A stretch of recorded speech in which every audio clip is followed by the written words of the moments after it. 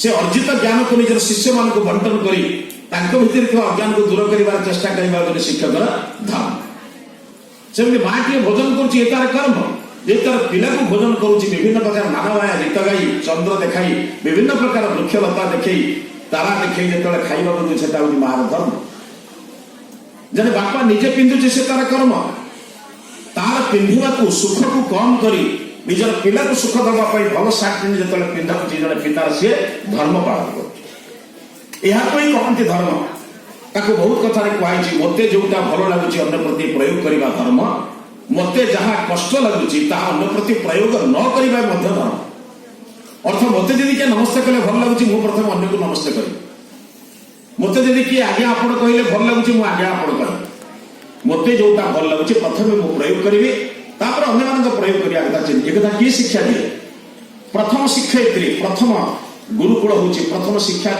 आयतन हूँ गृह ये गृह में प्रथम शिक्षयित्री प्रथम माने शिक्षयित्री भूमिका निर्वाह करती जे सी होती माँ आज जननी माँ भितर पार्थक्य बुझिना आज्ञा कहते बहुत संपर्क हठात मत कहले आज मोर अनेक कम भितर मुझे काटि पार्ली आसली आसली निजक धन्य मन कर परिसर को देखिली समस्त सहित मिसबार सुजोग मिलला रास्ता जाऊँगी बोर्ड देखुली भर को आसी आज आसबार सुजोग मिला कौन कथा नुहे मुझे गोटे कथा आपको पचार आम जननी हवा ना माँ हवा भूणी मान पचार झील मैंने भविष्य में जहाँ हे आज लोक जननी हवार बेड़े माने निजभरण कार्य सहयोग जे करे से जनक पुरुष होते जनक स्त्री होते जननी कहुए जनक जननी हवार बाहुती आम ना आम शास्त्र माने कहती भल माँ टी हो माँ क्या कहती ना माँ माने जे संतान मान निर्धारण करे सदाचारी श्रृंखलित आचारवान आचारवती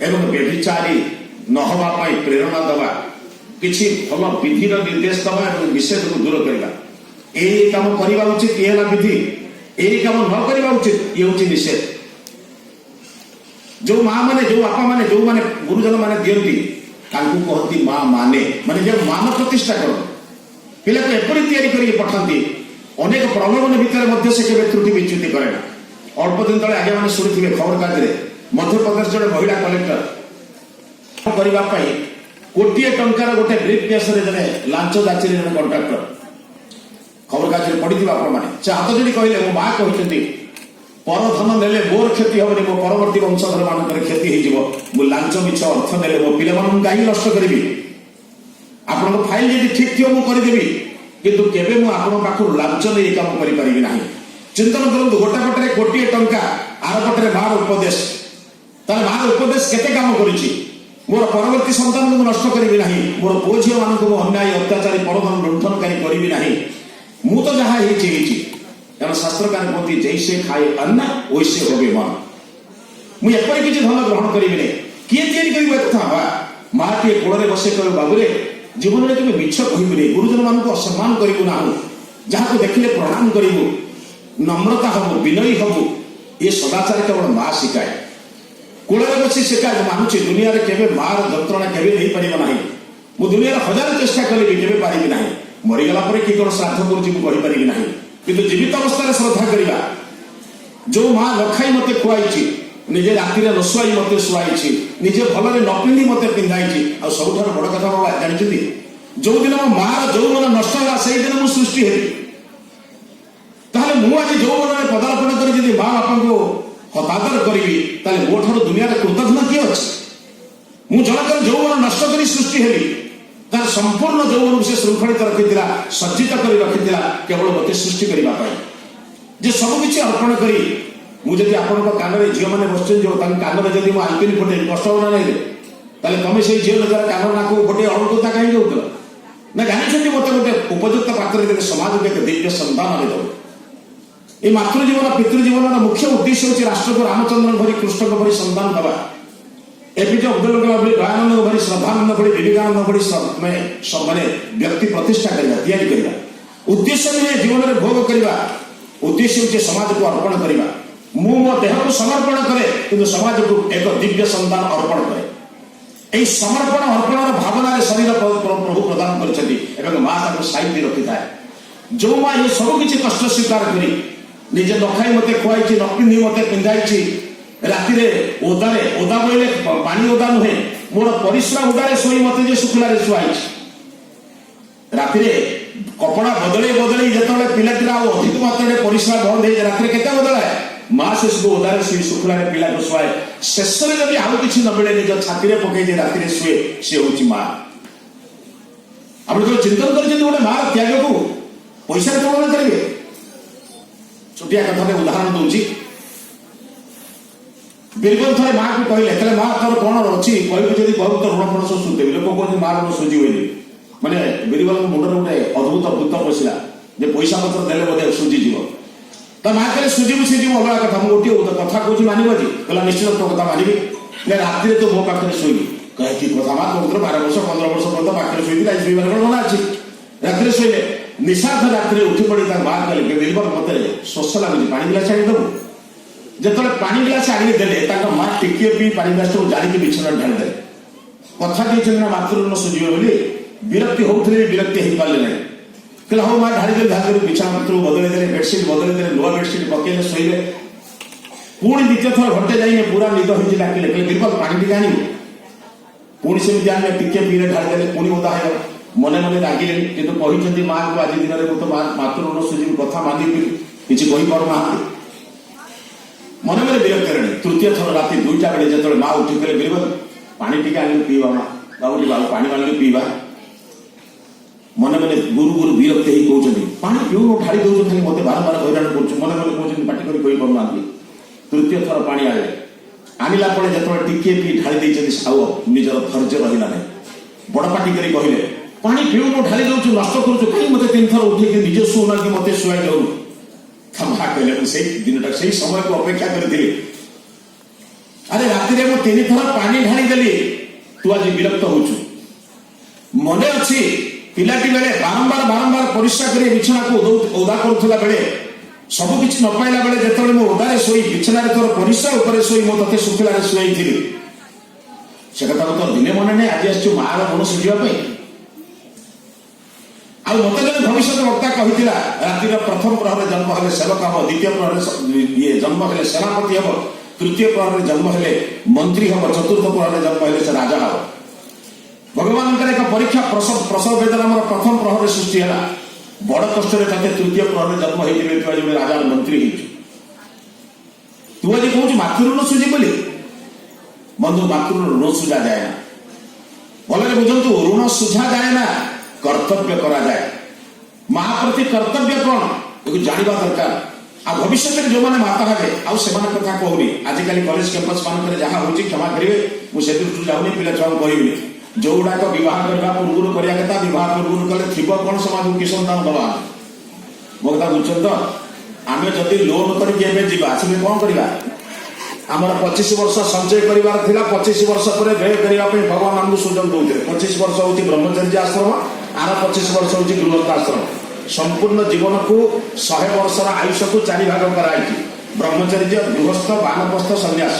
ବ୍ରହ୍ମଚର୍ଯ୍ୟ ଆଶ୍ରମରେ ସଂଗ୍ରହ କରିବା କଣ ନା ଜ୍ଞାନ, ବଳ, ବୁଦ୍ଧି, ଧୈର୍ଯ୍ୟ, ଚିନ୍ତନ, ପରୋପକାର, ସେବା, ଦୀକ୍ଷା, ଅହିଂସା, ସତ୍ୟସ୍ତ ଅର୍ଜନ କରିବା। କାହାଠାରୁ ନା ଅଭିଜ୍ଞ ଲୋକଙ୍କ ଠାରୁ, ଆପଣମାନଙ୍କ ଠାରୁ ଗ୍ରହଣ କରିବା।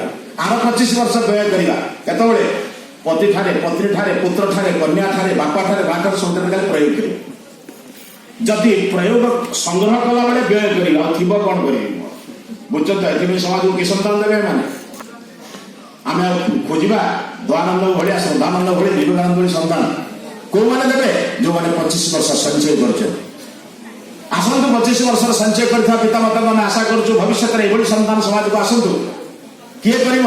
ମୋ ମାଆକୁ ସେଥିପାଇଁ ମୁଁ କହିଥିଲି। କାହିଁକି ନା ଗର୍ଭରେ ମତେ ଧାରଣ କଲା ବେଳେ ଚିନ୍ତନ କରୁଥିଲା, ମନେ ମନେ ଚିନ୍ତନ କରୁଥିଲା, ମୁଁ ଏଇଆ ତିଆରି କରିବି। ଆପଣ ଜାଣିଥିବେ ମହାଭାରତରେ ମଦାଳସା ବୋଲି ଜଣେ ଚରିତ୍ର ଅଛି, ଶୁଣିଥିବେ ଏ ଗପ କଥା। ଗପ ନୁହେଁ, ସତ୍ୟ ଚରିତ୍ର। ଋଷି ଋତଧ୍ୱଜ ତାଙ୍କର 3ଟି ସନ୍ତାନ ସମସ୍ତେ ସନ୍ନ୍ୟାସ ହେଇଗଲେ। ଚତୁର୍ଥ ସନ୍ତାନ ପାଇଁ ମାତା ମଦାଳସାକୁ କହିଲେ, ଦେବୀ ଯଦି ସବୁ ସନ୍ତାନ ସନ୍ନ୍ୟାସ ହେଇଯିବେ, ରାଜ୍ୟ ରକ୍ଷା କିଏ କରିବ? ଏ ରାଜ୍ୟକୁ କିଏ ରକ୍ଷା କରିବ? ରାଜା କିଏ ହବ? ନା ଆପଣ ତ ମତେ ସେ କଥା କହିନାହାନ୍ତି।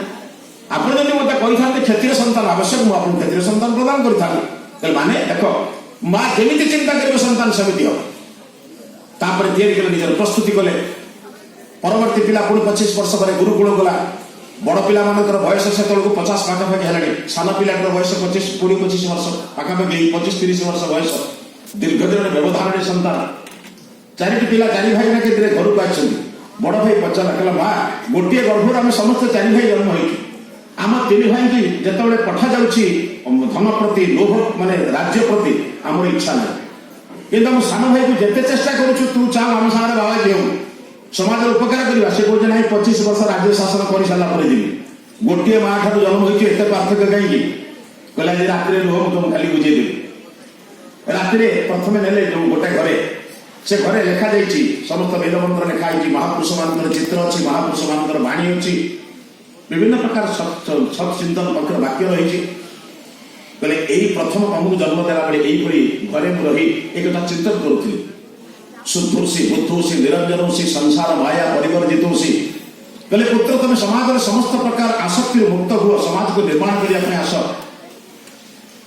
जो स्वामी अनुरोध क्रमे मत शेष संतान को कनिष्ठ भ्राता को तुम जन्म देवा पड़ा मुझे रूम को नहीं देखे लिखे यही रूम वीर मान वाक्य अच्छी वीर मान चित्र अच्छी वीर मान लेखा अच्छी अस्त्रशस्त्र अच्छी चिंतन करुले मोर संतान को वीर करी शूर करी प्रजा मान समस्त प्रकार दोष दुर्बलता और अन्याय अत्याचार को रक्षा करने दायित्व नेबी सुंदर शासन करी चिंतन करी तुम सान भाई सृष्टि चिंतन कर मार चिंतन ही संतान प्रभाव पकाए कथबार्ता लोक बर्तमान कहती जब पिलार पाखर नाल गड़े गाड़ी शुणे माँ कौन माँ कहते ना खाइबा किसी इच्छा करें कि पिला नाल गड़ू कहते ना नहीं तार अर्थ कौन मार चिंतन ही संतान प्रभाव पकाए आसतु से गोटे माँ जे संतान मान निर्माण कर समाज में परोपकार करने बंधु मु जीवन चेष्टा कले भी माँ ऋण सुझ पारि बेले बेले माँ कहे बाबूरे गर्भरे नात मारुलु पिला बेले कोड़े बसैला बेले गोड़े गोईठा मारुलु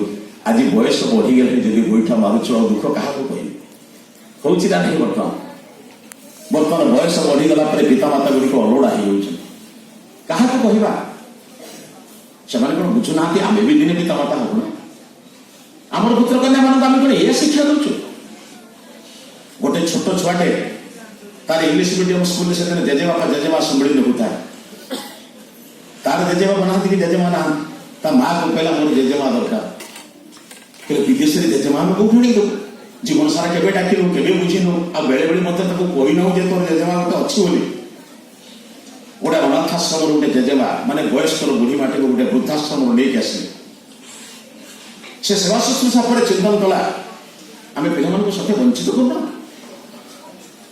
जी मो स्वामी को तैयारी कर से मो पुओ को तैयारी कर भावना आम कभी चिंता करते मार दाम के मार कोड़ सृष्टि समस्त आश्रय स्थल श्रेष्ठ आश्रय मार पणताकानी दुनिया जिते बड़ छात ठार सब बड़ छात मार से लोरी गाइबा पृथ्वी श्रेष्ठ संगीत मार से मधुर स्वर में कहवा चापुड़ी शुआई दवा मुझे भावुँ दुनिया कौन सेवक सेविका केवल कम करें तो बंधु मु प्रार्थना करुच्ची माँ मान भूमिका को आपण मैंने अनुभव कर भविष्य जो मैंने संतान संतति अच्छा मुझे कहूँ जो मैंने भविष्य में यही पद पदवी की जी से प्रस्तुत हूँ समाज को आम कौन दबा मो तो समाज को मो पितामाता जमी मत निर्माण कर पठे मो कौन बड़ त्याग करना सब प्रकार कष्ट सही मत